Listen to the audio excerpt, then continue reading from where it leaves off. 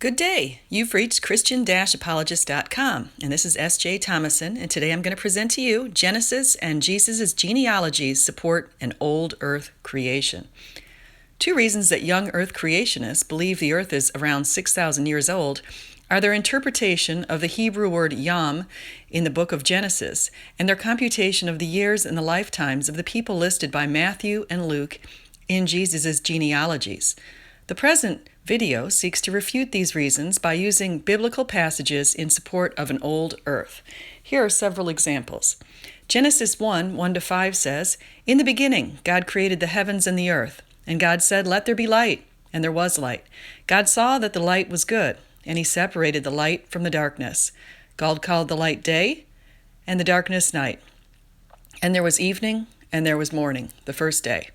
Genesis 1:9 says, "And God said, 'Let the water under the sky be gathered to one place, and let dry ground appear.'" Genesis 1:14-18 states, "And God said, 'Let there be lights in the vault of the sky to separate the day from the night, and let them serve as signs to mark sacred times and days and years, and let them be lights in the vault of the sky to give light on the earth.' And it was so. God made two great lights, the greater light to govern the day, and the lesser light to govern the night. God set them in the vault of the sky to give light on the earth, to govern the day and the night, and to separate light from darkness. And there was evening and there was morning, the fourth day." Two characteristics of the earliest conditions on earth from the perspective of one on the earth, recounting its beginnings in Genesis, are darkness and also that water covered the entire earth's surface. Psalm 104:6 highlights the latter. "You covered it with the watery depths, as with a garment. The waters stood above the mountains. But at your rebuke the waters fled. At the sound of your thunder they took to flight. They flowed over the mountains and went down into the valleys to the place you assigned for them." According to astrophysicist Dr. Hugh Ross in 2018 in one of his books, he states, "Astronomers estimate that Earth's primordial atmosphere was at least 200 times more massive than our current atmosphere. So light from the sun or stars or other heavenly objects would have been unable to penetrate the Earth's early surface. No life-supporting land masses would have existed on early Earth either. Initially, all the land in Earth's rocky crust lay below the surface of the deep. Islands and continents arose gradually, think hundreds of millions of years, as a result of volcanism, volcanic activity, and plate tectonics, which are movements and collisions of large crustal sections. In other words, scientific findings support the biblical story of creation. Yet the question remains, was the earth created in 6 24-hour days, or were days representative of periods of time? The Hebrew language contains only 8,700 words, so oftentimes words have multiple meanings. For example, the word yom can mean a 24-hour day, a specific period of time, a vague period of time, or a year. Young earth creationists believe that the 6 days of creation were 24-hour days, particularly since they note the inclusion of evening and morning on each of the creation days. Evenings and mornings require sunrises and sunsets, yet the sun did not appear until day 4. Accordingly, the use of evening and morning could be instead suggesting the beginning and ending of certain periods of time. Other passages in the Bible support this assertion. For example, Psalm 35 says, "For his anger only lasts a moment, but his favor lasts a lifetime. Weeping may stay for the night, but rejoicing comes in the morning." Psalm 90:5-6 says, "Yet you sweep people away in the sleep of death. They're like the new grass of the morning. In the morning it springs up new, but by evening it is dried and withered." The following sampling of Bible verses present various uses of the word yom. Genesis 4:3 says, "In the beginning of time, Cain brought some of the fruits of the soil as an offering to the Lord." Genesis 40:4 says, "After they had been in custody for some time," in both cases, time is the word yom. Deuteronomy 19:9 says, because you carefully follow all these laws, I command you today to love your Lord your God and to walk always in obedience with him." Always is yom.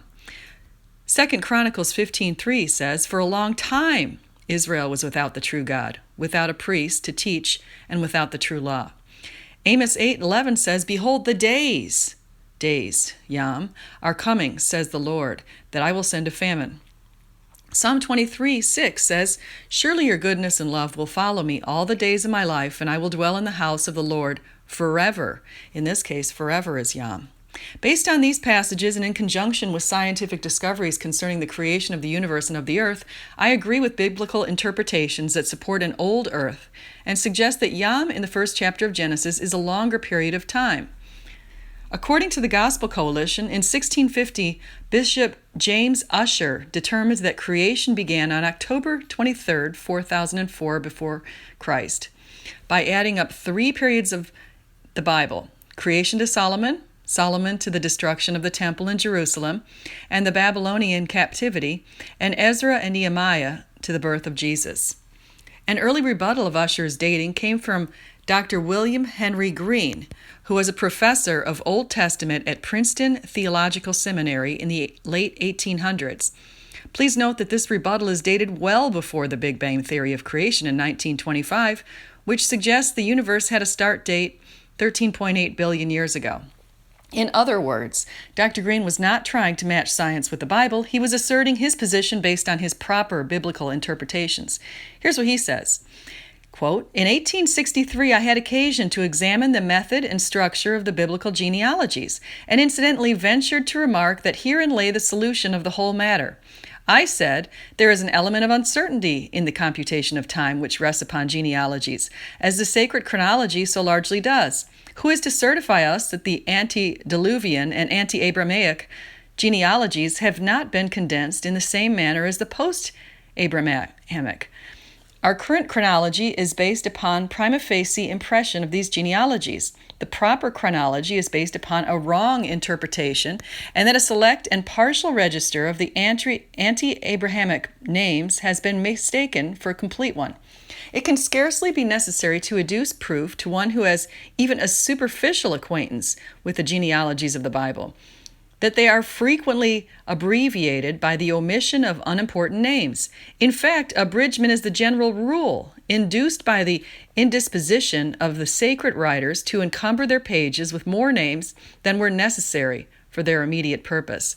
This is so constantly the case, and the reason for it so obvious, that the occurrence of it need create no surprise anywhere, and we are at liberty to suppose it whenever anything in the circumstances of the case favors that belief."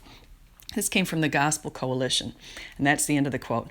According to Dr. Green, the following genealogical passages included intentional omissions: Matthew 1, Ezra 7, 1-5, and Ezra 8, 1-2, Numbers 3, 19, 27, and 28, and 1 Chronicles 26. Since all of the people in the biblical genealogies are not listed, using them to establish a date of creation is erroneous. 2 of the 4 Gospels present Jesus' genealogies, Matthew and Luke. Matthew traces Jesus' genealogy from the perspective of Joseph, while Luke traces his genealogy from the perspective of Mary. Matthew's contains 3 groups of 14 people and includes 5 women, dating back to Abraham. Luke's contains 11 groups of 7 names dating back to Adam. In overlapping portions, Matthew lists 41 names, while Luke presents 57. Interestingly, Matthew's Gospels include a link to Jeconiah. Yet in Jeremiah 22, 24-30, the Lord made it clear that no descendant of Jeconiah would be given the right to David's throne. Since Joseph is not in Jesus' bloodline, and Jeconiah is excluded from Mary's genealogy, the virgin birth, which was predicted in Isaiah 7:14, is underscored. Rather than date humanity, the heavens and the earth, the genealogies of Jesus serve a different purpose. They support Old Testament prophecies and his divinity. According to the Jews for Jesus, quote, "These genealogies present a fourfold portrait of the Messianic person through 4 titles. In Matthew 1:1, he is called the son of David and the son of Abraham. In Luke 3:38, he is called the son of Adam and the son of God. As the son of David, it means that Jesus is king. As the son of Abraham, it means that Jesus is a Jew. As the son of Adam, it means that Jesus is a man. And as the son of God, it means that Jesus is God. This fourfold portrait of the Messianic person as presented by the genealogies is that of the Jewish God-man king. Could the Messiah be anyone less?" End quote.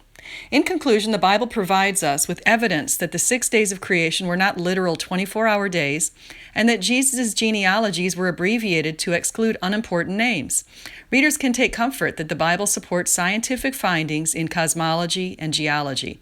Science is not the enemy of Christianity. In contrast, science gives us excellent evidence in its support. Thank you for your time today. I really appreciate that you showed up. Please like and subscribe, and come again. Bye-bye.